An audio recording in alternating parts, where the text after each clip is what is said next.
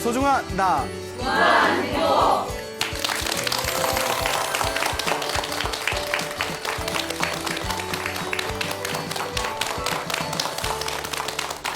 예, 만나서 반갑습니다. 예, 광우 스님이라고 합니다. 여러분 죄 짓고 살지 말아라라는 말 들어보셨습니까? 네. 그래서 또 이런 얘기가 있죠.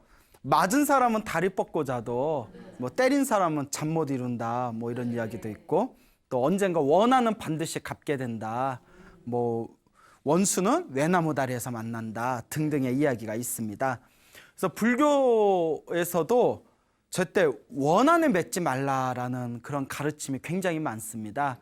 내가 맺은 저 원한이 언젠가는 이번 생이 아니면 다음 생, 다다음 생이라도 반드시 만나서 서로 빚을 주고받는다는 겁니다. 서로 빚을 주고받을 수밖에 없는 게 바로 우리 중생 삶의 모습이죠. 그래서 우리 불교에서는 원한으로 맺어진 사이를 원결이라고 합니다. 원결. 예, 맺을 결자를 써서 원결. 그래서 특별히 누군가하고 사이가 굉장히 안 좋거나 누군가하고 관계가 굉장히 좋지 못한 사이를 우리는 뭐 전생에 원결이 있나 보다라는 표현을 자주 사용합니다.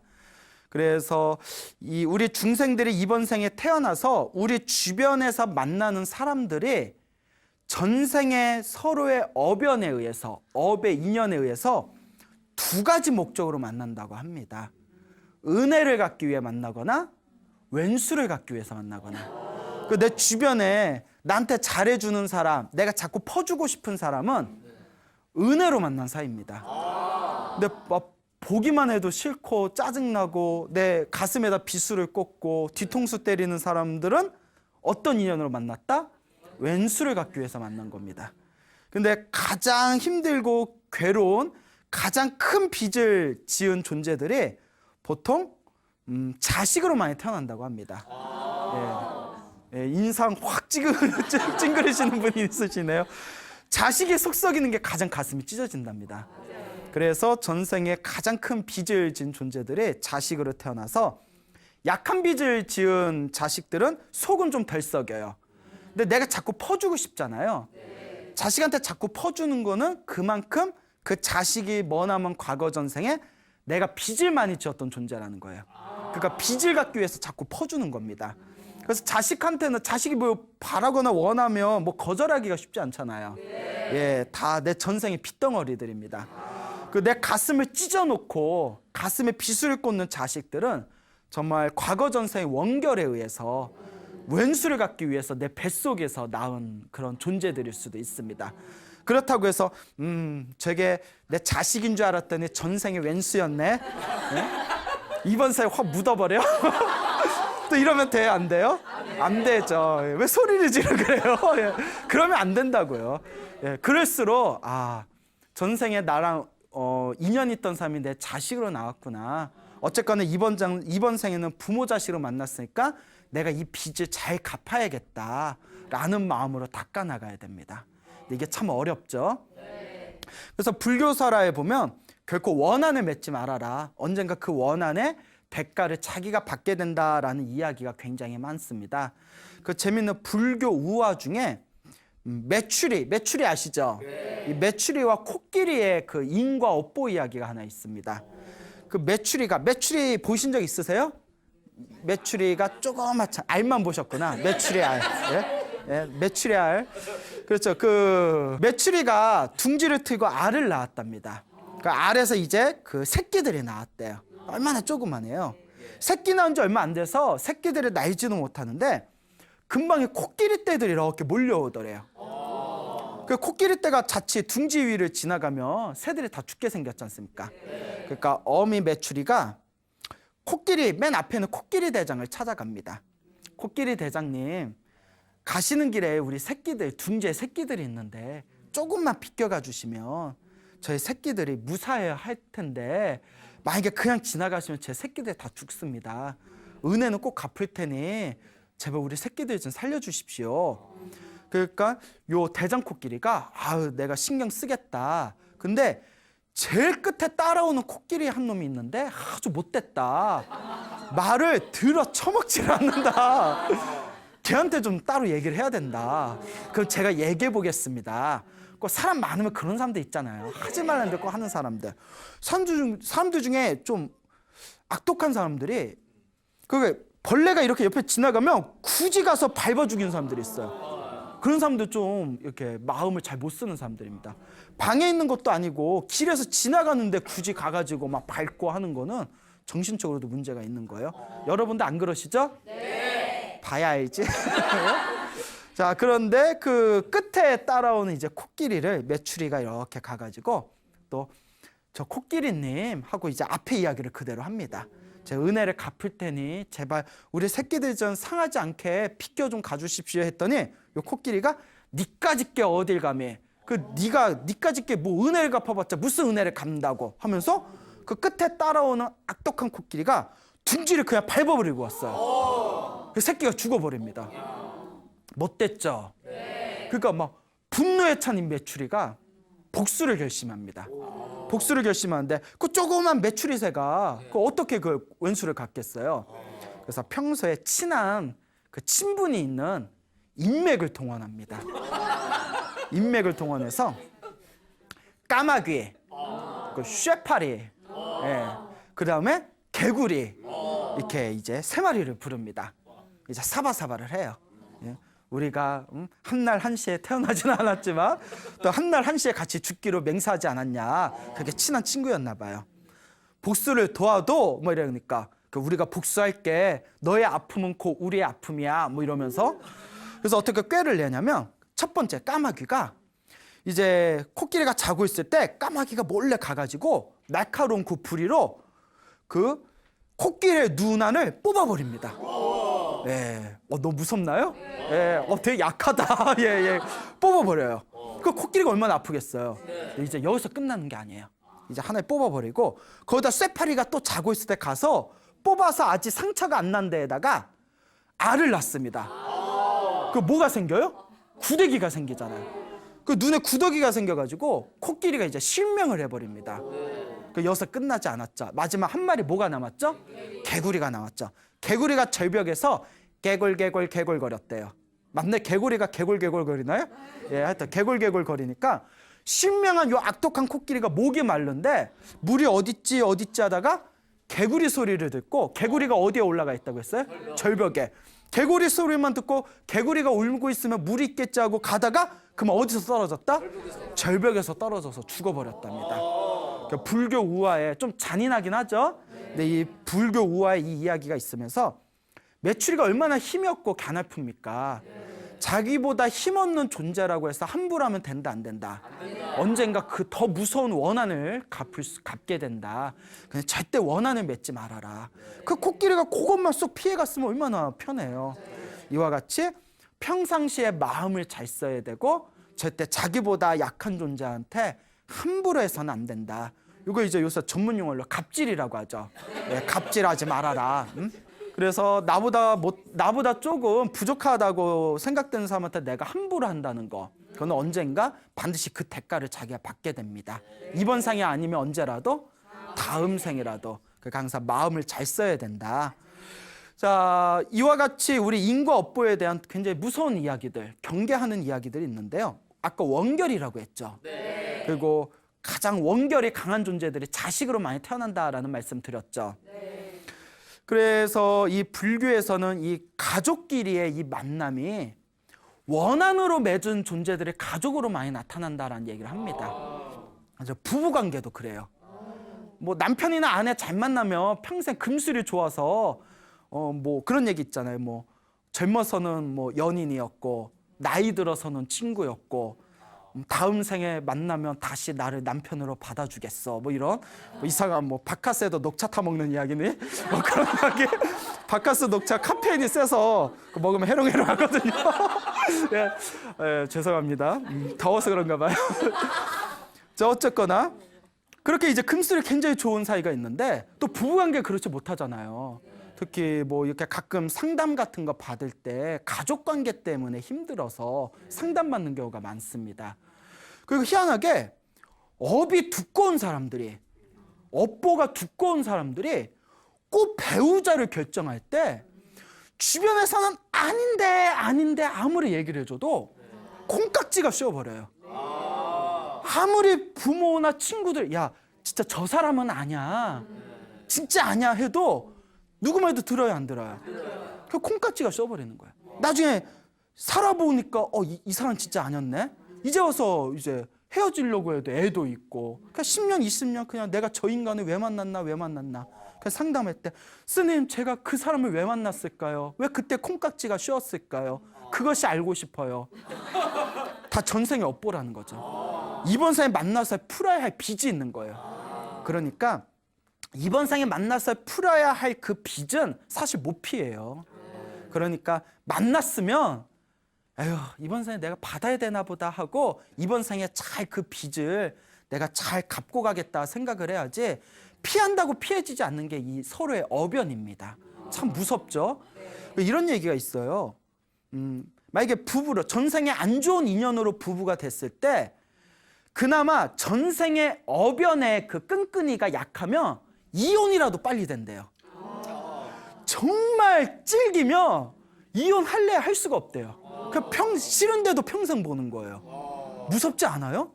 네, 그래요. 여러분들 그러니까 뭐 다들 하셨나? 여러분?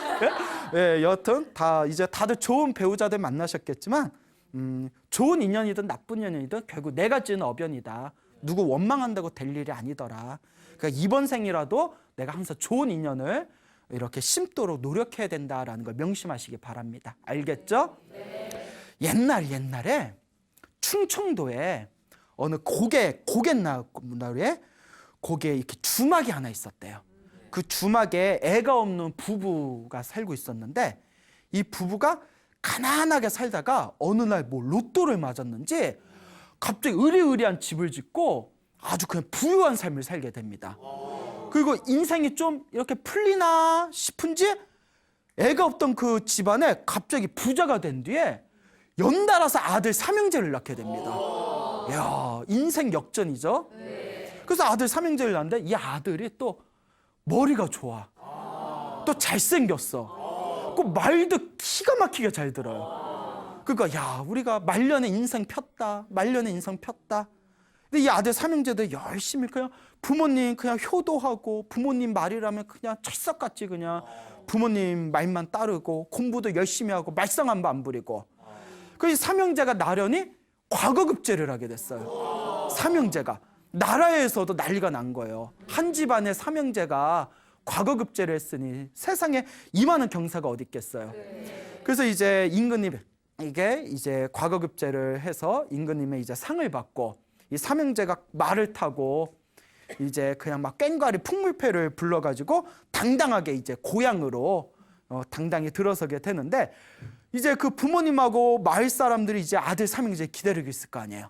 뭐 현수막 우리 고장의 자랑 뭐 아무개 삼형제 뭐 잘났네 잘났어 뭐 이러면서 현수막도 크게 해놓고 꽹과리도 치고 기다리고 있는데 삼형제가 딱 말을 타고 나타난 거예요. 그러면서 부모님들이 아이고 우리 자식들 하고 있는데 갑자기 이 삼형제들이 어머님 아버님 큰절 받으십시오 하고 말에서 내리다가 발을 헛디뎌서 큰형이 죽어버렸어요. 뇌진탕으로 말을 헛디뎌서. 이게 웬일이래요? 둘째가 형님 하고 급하게 내리다가 또 발을 헛디뎌서 뇌진탕으로 둘째도 죽어버렸어요. 삼형제도 형님들 하고 내리다가 아니 삼형제가 지금 죽었다는데 웃음이 나와요? 예? 큰일 나네. 이거 슬퍼해야 되는데 웃음이 나오네. 세 번째도 형님들 하고 발을 헛디다가 셋째도 뇌진탕으로 죽어버립니다. 한 번에 삼형제들을 말해서 내리다가 죽어버려요. 그 집안이 잔칫날이 무슨 날이 됐어요? 초상날이 된 거예요. 난리가 난 거죠. 부모 마음이 막 찢어지는 거예요. 한 명도 아니고 몇 명을? 세 명을. 그리고 평소에 말썽 부리고 못된 놈들 같으면 그래도 자식이니까 가슴은 아프겠지만 좀 덜 아플 텐데 눈에 넣어도 안 아플 그런 착한 애들이었는데 그래서 그 마을 근처에 깊은 산에 돌을 닦는 큰 스님이 계셨답니다. 이 부부가 큰 스님을 찾아봬요. 대성통곡을 하면서 스님 이거는 귀신의 장난입니다. 귀신의 장난이 아니면 이건 해결할 수가 없는 겁니다. 귀신의 장난이 아니고서 어떻게 이런 일이 있을 수 있습니까? 우리 원한을 풀어주십시오. 왜 죽었는지는 알아야 되겠습니다. 이러는 거예요. 그러니까 부모 마음은 그래요. 자식이 갑자기 그렇게 죽으면 이미 죽은 자식이지만 왜 이렇게 가야만 됐는지 그것만이라도 풀고 싶은 게 우리 부모들의 마음이거든요. 우리가 그런 마음을 사실 잘 헤아려줘야 돼요. 내 자식 같아 봐요. 그러니까 스님 어떻게 해야 됩니까? 하니까 이 큰 스님이 내가 한번 알아보겠어. 그러니 마음을 내려놓고 가시오. 다 전생의 업보 아니겠어. 그래서 그 부모를 보낸 뒤에 동자승을 부릅니다. 동자승아, 그 쌀을 잘 닦아가지고 밥을 맛있게 해서 반찬 좀 참기름에 자락자락 해가지고 밥상 좀 하나 잘 차려놔라 이러는 거예요. 그 동자승이 야참? 뭐 이러면서 큰 스님이 야참 땡기시나? 뭐 하여튼 밥상에 잘 차렸어요. 오늘 저기 우리 마을에 들어가는 다리가 하나, 개울가에 다리가 있는데 다리에다가 가서 그 상을 차려놓고 밤 12시에 가봐라. 밥상을 차려놓고 좀 기다렸다가 자정에 그 다리에 가면 웬 노인이 거기서 밥을 먹고 있을 거다, 다리 위에서. 그러니까 반찬을 잘 정성껏 차린 뒤에 갖다 놔라 이랬대요. 그 동자승이 희한한 걸 시키니까 이제 큰 스님 말씀이잖아요. 그래서 이제 솜씨를 발휘해서 밥상을 잘 만든 뒤에 이제 저녁에 으스름할 때 가서 이제 그 다리, 개울가 마을에 들어가는 다리 위에다가 밥상을 잘 이렇게 구석에다 놨대요. 그 거기 마을 근처에서 이렇게 기다리고 있다가 밤 12시 자정이 됐을 때 싹 이렇게 가봅니다. 싹 가보는데 여러분들 뭐 가요 안 가요? 무섭죠? 그래요? 약한 모습. 싹 가니까 아니나 다를까 노인장 셋이서 밥을 이렇게 드시고 있는 거예요. 밤 12시에. 우리 같으면 가서 말 시켜요, 못 시켜요? 그렇죠. 그게 뭔지 알고 말을 시켜요. 좀 섬뜩하죠. 근데 동자승이 이제 큰 스님이 시켰으니까 또 이야기상 동자승이 무서워서 그냥 갔대요. 이러면 또 이야기가 안 되잖아요. 동자승이 가서 어르신들 공양 맛있게 드셨습니까? 이러는 거예요. 그 노인장이 깜짝 놀라면서 아이고 왜 이렇게 맛있나 했는데 우리 동자스님이 차린 밥이요? 이러는 거예요. 그래서 우리 큰 스님께서 좀 모셔오랍니다. 이러는 거예요. 노인 셋이서 허허 이거 알고 먹었지만 이거 함정이었네 뭐 이러면서 아유 그래도 잘 먹었는데 가서 인사치레나 합시다. 그래서 이제 노인 셋이 이제 동자승을 따라서 이제 스님을 갑니다. 큰 스님하고 다 인사를 한 뒤에 큰 스님이 다짜고짜 아무리 염라대왕의 뜻이라고 하지만 어찌 이 저승사자 세 분이서 그렇게 삼형제가 한 번에 죽는 걸 그걸 그렇게 눈앞에서 보고 그렇게 데려갈 수가 있단 말이요. 해도 너무한 거 아닙니까? 하고 큰 스님이 얘기하더래요. 알고 봤더니 그 노인장 세 명이 누구였다? 저승사자였다는 거예요. 그날 이제 초상날에 맞춰서 밤 12시에 쓱 혼을 데려가려고 왔다는 거예요. 큰 스님이니까 그걸 본 거예요. 이런 얘기 믿어요? 예. 자, 그러니까 여하튼 재밌어요? 자, 어쨌거나 그 큰 스님은 이제 도가 통하신 분이니까 다 아시고 저승사자 3명한테 그러니까 이제 다 거치니까 저승사자 3명 그 노인장 셋이서 허허 하면서 다 깊은 뜻이 있는 거 아니겠습니까? 스님도 알지 않습니까? 이 세상에 이유 없이 생기는 일은 없지 않습니까? 그러니까 뭐 우리식도 얘기하면 아마추어도 아니고 프로가 왜 이래? 뭐 약간 이런 거겠죠? 그러니까 요 큰 스님께서 도대체 어떤 사연인지 좀 압시다. 어떤 사연이길래 그렇게 삼형제를 목숨을 다 그렇게 거두어가는 겁니까? 이 저승사자 셋이 사는 얘기가 이건 우리 뜻도 아니고 염라대왕 뜻도 아니고 그 삼형제가 원한 일입니다.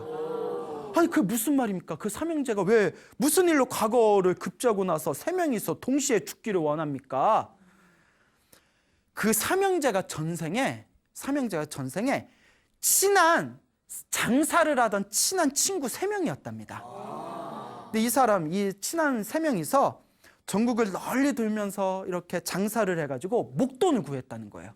큰 목돈을 벌어가지고 자 이제 우리 고향 가서 이 돈으로 우리 이제 그냥 가족들하고 편안하게 살자 하고 이렇게 고향으로 가는 길에 고갯마루에 있는 어느 주막집을 들어가게 됩니다.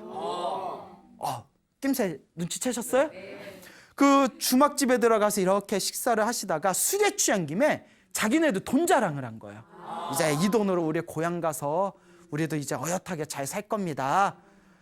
이거 이제 주먹에서 그 부부가, 주막을 운영하던 부부가 그 얘기 듣고 밤에 쑥덕거립니다. 사람이 할 짓은 아니지만 우리도 이렇게 살아서 우리가 언제 다리 뻗고 살겠냐고, 오늘 일을 처리합시다.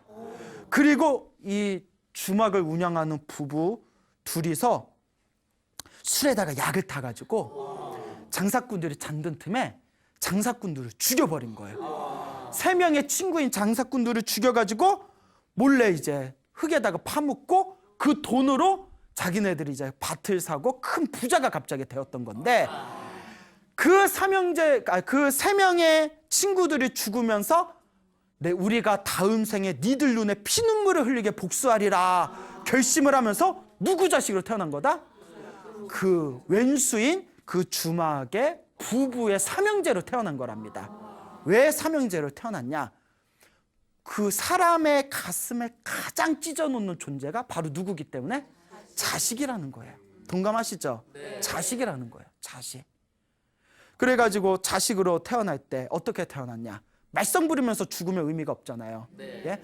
말도 잘 듣고 눈에 넣어도 안 아플 정도로 그냥 말도 잘 듣고 공부도 잘하고, 그렇게 부모님의 마음을 한껏 띄우다가 한 번에 곤두락질 쳐야 더 아프니까, 그래서 부모님이 가장 기뻐할 만한 최고의 날을 결정해서 삼형제들이 한 번에 다 전생에 자기네들의 부모 원한 대로 그냥 모조리 다 그날 이제 목숨이 끊기게 된 것이다 라는, 이 모든 게 그 삼형제, 전생에 그 주막의 그 부부에 의해서 목숨을 잃은 그 장사꾼들, 상인들의 복수의 원결에 의해서 맺어진 하나의 거대한 어변이었다. 업보의 인연이었다. 이걸 우리가 어떻게 막을 수가 있단 말이냐. 스스로 결정한 거다 라는 말을 하면서 큰 스님이 허허 너털 웃음을 지으면서 자기가 지은 업보는 반드시 자기가 받는다고 했더니, 이 모든 게 누가 지은 업보였구나? 저 부모가 지은 업보였구나. 그 다음 날 아침 일찍 확인을 해야 되잖아요. 동자승을 불러가지고 그 이제 부부를 부릅니다. 그리고 고함을 치면서 이런 일이 있었느냐, 사실이냐 하고 바로 고함을 지르니까 그 자리에서 그냥 부인은 막 나자빠지고 남편은 그 눈에서 막 피눈물을 흘리면서 그 업을 우리가 받는군요, 그 업을 우리가 받는군요 하면서 그 자리에서 대성통곡을 하고 땅을 치면서 후회했다는 그런 이야기가 불교의 설화가 전해지고 있습니다. 이게 남 얘기가 아니에요. 누구 얘기예요? 우리 중생들의 이야기입니다. 내 앞에 펼쳐진 모든 인연들, 나하고 친하고 나한테 잘해줬던 사람들은 전생에 나랑 좋은 인연이 있던 사람들이었고, 나를 힘들고 괴롭게 하는 사람들은 나와 전생에 악연이 있던 사람들이었고, 정말 나한테 잘하다가 갑자기 내 등에다 비수를 꽂는 사람들이야말로 정말 내가 전생에 내가 못되게 굴었던 사람들이 원한을 갚으러, 빚을 갚으러 온 거였구나. 결국 이 세상에 원망할 사람이 있다 없다, 다 내 업보라는 거예요. 자, 이걸 머리로는 알면서 잘 돼야 안 돼요. 예, 안 되니까 되게 하는 게 수행이고 되게 하는 게 불법의 공부입니다. 우리가 부처님 법을 공부하면서 마음으로 기도하고 수행하고 닦아나가면서 내 앞에 펼쳐진 이 모든 게 다 누가 지은 업보다? 내가 지은 업보였구나. 내 업을 내가 푸는 것이구나. 이번 생에는 이 빚을 잘 풀고 다음 생이든 다다음 생이든 내가 지은 선업의 행복의 열매를 맛보면서 살리라라는 그런 원력을 지니셔야 됩니다. 알겠죠? 네. 그러니까 이번 생에 기도를 많이 하셔야 돼요. 기도를 내가 알고 지었건 모르고 지었건 전생에 지었던 업보를 참회합니다. 내가 지은 죄업을 참회합니다라는 마음으로 기도를 많이 하시고, 또 그냥 자기 기도만 하면 되는 게 아니에요. 기도하면서 무엇도 많이 지어야 된다? 복을 많이 지어야 됩니다. 내가 전생에 지어놓은 복이 없나 보다 생각하시고 열심히 복을 지으시다 보면 선업이든 악업이든 내가 지은 업의 인연이구나라는 그런 지혜가 끊임없이 샘솟게 되실 겁니다. 그래서 정말 불교 수행을 잘하신 분들은 남 원망을 잘 안 해요. 다 내 업이란 걸 아니까. 자, 그만큼 이제 불교 수행이라는 것은 수행이 잘 되면 잘 될수록 내 마음에 원망하는 마음이 점점 사라지는 것이다 라는 것을 꼭 명심하시길 바랍니다. 알겠죠? 자, 우리가 이렇게 살아가면서 서로가 빚을 갚기 위해서 이렇게 서로가 만나고 헤어짐을 반복하게 됐을 때 또 그 빚을 잘 갚는 방법 중에 하나가 있는 그대로 순순히 받아들일 줄 알아야 돼요. 피하면 피할수록 오히려 악순환만 더 생기게 됩니다. 옛날에 중국에 유주창이라는 사람이 있었답니다. 유주창이라는 젊은이가 있었는데 유쭈쭈쭈 해서 유주창이라는 이 사람이 있었는데 되게 거만하고 교만했대요. 그 거만하고 교만하니까 항상 남을 보면 어떤 마음이 있었을까요? 항상 남을 깔보는 거예요. 그 말 한마디라도 사람 가슴에 화살, 비수를 꽂고 그런 사람들이 있잖아요. 그러니까 유주창이라는 사람이 어느 날 죽었는데 이제 염라대왕 앞에 서게 됩니다. 염라대왕이 다 명부를 보더니 에이구구구구 너는 살아생전에 항상 교만하고 거만해서 사람들을 깔봤구나. 남을 깔본 만큼 너도 깔봄을 얻게 될 것이다. 이게 인과 업보다. 그 업으로 사람들한테 이리 치고 저리 치는 축생에 태어나라. 그래서 고생 좀 해봐라. 네 빚을 좀 갚아라 해가지고 말로 태어나게 합니다. 말로 태어났는데 아이고 자기 전생을 기억하고 있는 거예요. 말이. 그러니까 말이 태어나서 이제 망아지가 태어나서 자기 전생이 기억나니까 너무너무 힘들고 괴로운 거예요. 말인데 정신은 전생을 기억하니까. 그러니까 이때 자아분열이 일어나요. 나는 사람이야 말이야? 예? 어쨌거나 이 말이 막 자아분열을 일으킵니다. 그 주인이 막 책찍질하고 막 밭을 갈게 하고 책찍질하고 말 맨날 힘든데 말 타고 막 뛰어다니고 하니까 말이 얼마나 힘들고 괴로워요. 힘들고 괴롭고 힘드니까 이 말이 우울증에 걸립니다. 우울증에 걸려. 그러니까 이 말이 우울증에 걸려서 자살을 해버립니다. 에이, 내가 사람이었는데 어떻게 말로 살아? 하고 나 힘들어서 못 살겠어 하고 말이 자살을 해버려요. 원래 짐승이 자살을 안 해요. 자살하는 짐승 본 적 있어요? 없잖아요. 근데 전생을 기억하니까 자살을 해버린 거예요. 그 염라대왕 앞에 떡 하니까 염라대왕 보더니 화를 내는 거예요. 네 빚을 갚으라고 했더니 다 갚지도 못하고 너 스스로 목숨을 끊어서 왔냐고. 너 안 됐다고. 네가 스스로 목숨을 끊은 업보로 네 빚이 더 많아졌다. 불교에서는 자살의 업보가 크답니다. 그래서 많은 사람들이 자살하는 이유가 지금의 고통이 너무 괴로우니까 여기서 목숨을 끊으면 모든 게 해결되지 않을까. 그런데 불교는 윤회론이잖아요. 내 빚을 갚지 않고 자살을 하면 다음 생에 그 빚이 추가가 된대요. 예. 이율 몇 프로 해가지고. 그러니까 자살의 업보가 무섭습니다. 그래서 스스로 괴로워서 자살하는 건 오히려 안 좋은 업입니다. 그리고 이런 얘기하면 조심스럽지만 집안에서 자살하신 분들이 있으면 자손들한테도 안 좋은 그런 기운이 있다. 이런 얘기도 어른 스님들이 하시거든요. 그러니까 하여튼 그런 얘기들이 있어요. 그래서 집안에 좀 자살하신 분들이 있는 집안은 기도를 좀 많이 올려드려야 됩니다. 어쨌거나 그 자살을 해서 염라대왕이 화가 나가지고 너 안 되겠다. 네 빚이 추가됐다 해서 말보다도 못한 개로 태어나라 이런 거예요. 개로 태어나라.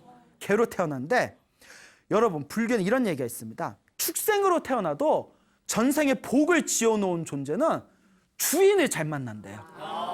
축생으로 태어나는 거는 안 좋은 업이지만 그나마 복이 있으면 누구를 잘 만난다?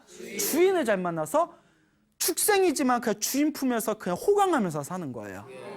그런데 복 없는 축생은 똥개로 태어납니다. 진짜예요.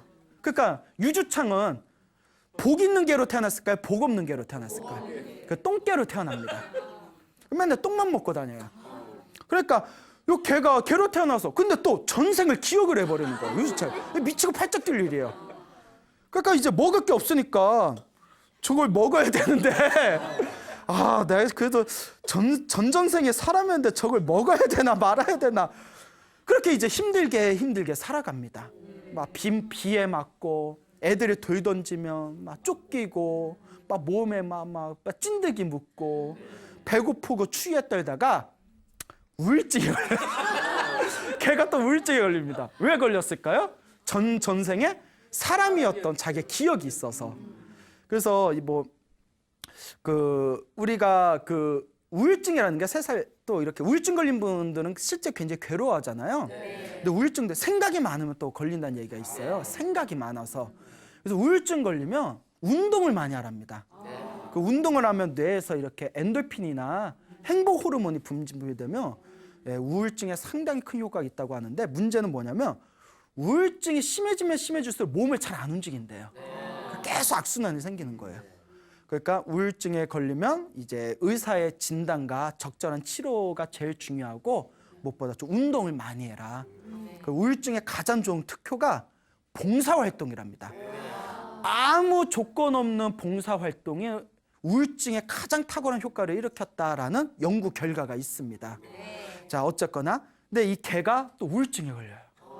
그래서 뭘 해버려요? 또 자살해버리네. 너 얼마나 힘들었으면. 그 염라대왕 앞에 또 서니까 염라대왕이 반겨요, 또 화를 내요. 그렇죠, 화를 내죠. 너 빚을 안 갚고 자살해가지고 더 덜 떨어진 개로 태어나서 빚을 더 갚으라고 추가빚까지 줬는데 또 자살을 해? 너 큰일이다, 큰일이야. 너는 도저히 구제가 안 되는구나. 너는 네 빚을 다 갚을 때까지 이 굴레에서 벗어나질 못하니까 이제 너 알아서 해라 하면서 빚이 또 추가돼가지고 뱀으로 태어납니다. 말에서 개에서 이제 뱀으로 턱한 태어나니까 뱀이 얼마나 또 인간의 사람 또 기억이 있는 거예요. 기억이 있어가지고 얼마나 자기 모습이 징그러워요. 그때 다음과 같은 결심을 합니다. 내가 두 번의 실수를 했다. 하지만 이제는 내가 더 이상 물러나지 않겠다. 이번 생에는 반드시 빚을 갚겠다. 그거 어떤 결심을 하냐면, 뱀은 다른 육식이잖아요. 육식 이제 살생을 하게 되잖아요. 그래서 내가 굶어 죽는 한이 있더라도 내가 살생을 해서 잡아먹지 않으리라. 그래서 뱀이지만 이슬만 먹고 살리라. 그래서 이슬만 먹고 살아요, 뱀이. 이슬만 먹고 살다. 그러니까 이제 뱀이 막 힘도 없고 그냥 겨우겨우 연명하는 거예요. 얼마나 괴롭겠어요. 하지만 이번 생에는 내가 빚을 갚으리라라는 마음으로 버티고 또 버팁니다.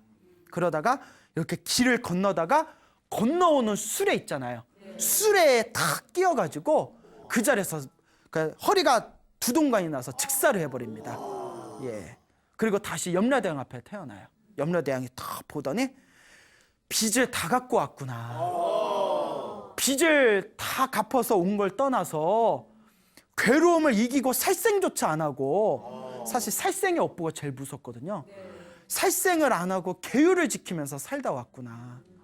정말 잘했다 하면서 네가 이제 너의 이 빚을 다 갚고 살생을 하지 않은 선업의 힘으로 너를 아주 행복한 사람으로 다시 너를 태어나게 해주겠다. 대신 이대로 보내기는 아까우니까 네가 말로 태어나고 개로 태어나고 뱀으로 태어난 그 기억을 그대로 네가 가지고 태어나게 할 테니 너의 이야기를 사람들한테 널리 전해줘서 부탁이니까 제발 지옥에 좀 안 오게 해라. 피곤해 죽겠다 뭐 이래가지고. 그러면서 이제 유주창을 이제 다시 사람으로 태어나게 합니다. 유주창이 이제 말로 태어나고 개로 태어나고 뱀으로 태어났던 기억을 그대로 이제 그 자기의 3생의 3번의 전생을 기억하고 새로운 사람 몸을 받게 되었는데, 이 유주창이 이제 유주창이었던 요 존재가 이제 널리 커가지고 사람들한테 이 이야기를 다 전하게 됩니다. 그래서 이 유주창의 이렇게 말과 개와 뱀으로 태어났던 이야기가 오늘날까지 불교 설화를 통해서 전해지고 있다라는 그런 어떤 이야기가 있는데, 이런 얘기를 들으면 사실 염라대왕이 뭐라고 했어요? 내가 너 전생 기억 다 기억나게 해줄 테니 사람들한테 널리 전해서 지옥에 좀 안 오게 좀 해라. 힘들어 죽겠다. 사람들한테 정말 지옥이 있고 윤회가 있고 빚을 갖고 갔지 않으면 흉한 몸으로 태어난다라는 걸 좀 사람들한테 널리 전해서 착한 일 많이 하게 좀 해라라고 이렇게 시킨 거잖아요. 근데 사람들이 믿어야 안 믿어요. 그게 중요한 거죠. 어쩌면 많은 분들이 이런 얘기를 들어도 아이고 뭐 옛날에 뭐 전설의 고향? 전설의 고향에다 나오는 이야기네. 그냥 다 착하게 살라고 옛날 조상들, 선조들이 만든 얘기겠지 라고 생각하거나, 극단적으로는 개뻥 그런 걸 믿어? 이런 사람들도 있어요. 그런 거 믿으면서 살면 호구야 호구 뭐 이러면서. 하지만 여러분, 정말 윤회는 있습니다. 인과 업보는 있습니다. 자기 자신이 지금 나의 살아오는 삶이 전생에 복을 많이 지었던 삶인지, 전생에 지질이 복 없는 삶을 살았는지, 다음 생을 위해서 내가 이번 생에는 복을 얼만큼 짓고 있는지, 내가 얼만큼 잘 빚을 닦고 있는지, 우리 불자 여러분들 진지하게 냉철하게 스스로를 살펴보시기 바랍니다. 알겠죠? 네. 자, 축생에 대한 이야기를 드렸는데요. 우리 부처님 경전 중에 도구경이라는 경전이 있습니다. 도구경, 개를 제도한 경이다라는 얘기예요. 개를 제도한 이야기인데, 옛날 석가모니 부처님 당시에 어느 스님께서 바루에다가 이렇게 탁발을 해서 이렇게 밥을 얻어가지고 이렇게 길을 걷고 있었는데, 저기 개 한 마리가 보이더래요. 근데 개를 어느 백정이 끌고 가서 잡아먹으려고, 죽여서 잡아먹을 막 끌고 가는 거예요. 사실 살생의 업이 제일 무섭거든요. 그 스님이 너무 불쌍한 거예요. 그 백정한테 가서 요 밥을 줄 테니까 개를 풀어달라고. 요 밥을 줄 테니까. 스님 밥을 받으니까 꾀죄죄 하잖아요. 스님 밥이. 싫어, 나 고기 먹을 거야. 그리고 저 백정이 이제 거절을 합니다. 스님이 너무 슬퍼가지고 그 백정이 칼을 갈고 있을 때 이렇게 스님이 자기가 바루에 담긴 밥을 개한테 먹입니다. 그 스님이 눈물을 흘리면서 개야 개야, 유식한 말로 도구야 도구야 도구야, 개야 전생에 무슨 업보를 많이 졌길래 이번 생에 개로 태어나고, 전생에 얼마나 흉악한 업을 졌길래 백정의 칼날 아래 목이 잘리게 되었느냐. 이 밥을 먹고 부디 다음 생에는 사람의 몸으로 태어나 부처님의 법을 만나서 행복하게 살아라 라면서 밥을 먹인 뒤에 간절하게 염불을 해줬대. 개를 위해서. 나무아미타불, 관세음보살, 대방광불 화엄경 하면서 간절하게 이렇게 기도를 해준 뒤에 결국 개는 백정의 이제 칼날 아래 이제 죽게 됩니다. 그런데 개가 죽기 전에 스님한테 염불 소리를 듣고 스님을 보면서 마음으로 기뻐한 그 공덕의 힘에 의해서 다음 생에 부잣집에 태어나게 됐답니다. 야, 개가 죽은 뒤에 염불을 들은 공덕으로 부잣집에 태어났어. 야, 괜찮다. 예? 가성비 대박이죠? 예? 그래서 저도 절에 키우는 개가 있는데 가끔 한 달에 한 번씩 절에 가면 개를 보면 개들이 묘한 매력인 게 주인만 보면 좋대요. 근데 이게 묘한 게 묶여있을 때는 주인만 보면 그냥 좋아서 난리친데 풀어주면 오라고 해도 안 와요. 그러지 않아요? 지들 막 뛰어다니고. 그 시골이니까 사람이 없으니까 풀어줘도 그렇지 도시에서 난리 나잖아요. 요새 개들 때문에 문제 많죠. 이 개들이 이상해. 예? 근데 이제 개들을 이렇게 쓰다듬으면서 나무아미타불 나무아미타불, 다음 생에는 사람 몸 받아서 부처님 은혜 갚아라 이러는데 애들이 믿음이 안 가. 예. 자, 어쨌거나 그렇게 이제 부잣집에 그 아이가 태어나게 됐는데, 아이가 이제 어느 정도 컸을 때 전생에 그 스님이 이제 연세가 드셔가지고 몇 년이 지났잖아요.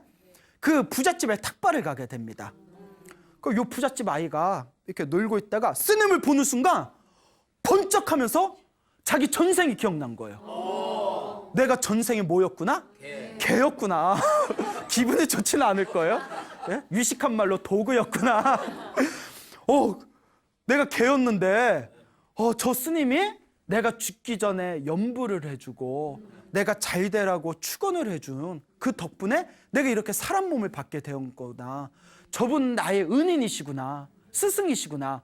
달려가가지고 스님을 모셔다가 공양을 올리고 지극한 마음으로 모셨다고 합니다.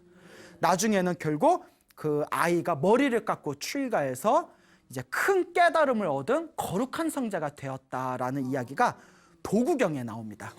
그 도구가 도구. 예, 자, 웃자고 한 말이고요. 자, 이와 같이 우리 앞에 펼쳐진 모든 인연이라는 게 결국 허투루 흘러가는 것이 없습니다. 그 스님을 보고 스님을 보자마자 좋은 감정을 느끼고 자신의 스승이자 은인으로 여기게 된 것도 그 스님이 전생에 지었던 그 스님의 선업의 인연이었죠. 그렇죠, 여러분. 그리고 아까 말씀드린 아들, 그 눈에 넣어도 안 아플 아들 삼형제를 잃게 된 그 주막집의 그 부부도 결국 자기들이 지었던 악업의 어변이었죠. 이와 같이 내 앞에 펼쳐진 좋은 일이든 내 앞에 펼쳐진 나쁜 일이든 한치의 틈도 없이 그대로 내가 지은 내 업의 결과구나라는 것을 우리 불자분들은 명심하시기 바랍니다. 그러니까 그냥 이 이야기를 듣고 아유 재미난 이야기 들었네 한 귀로 흘리지 마시고 정말 지금부터라도 내가 기도하자. 당장 효과가 있든 없든 기도하고 복을 짓자. 그거 내 마음을 잘 쓰자. 이번 생에 빚을 잘 갚고 이번 생에 못 받으면 다음 생에라도 내가 내 복을 받겠지라는 마음으로 우리 불자 여러분들 부지런히 닦아나가시기 바랍니다. 알겠죠? 네. 여러분 행복해지고 싶습니까? 네. 행복한 삶을 창조하고 싶습니까? 네. 복을 지으십시오. 선업을 지으십시오. 공덕을 쌓으십시오. 복과 선업과 공덕의 힘이 여러분들을 진정한 행복의 길로 이끌어 줄 것입니다. 오늘 여기서 마치겠습니다. 소중한 나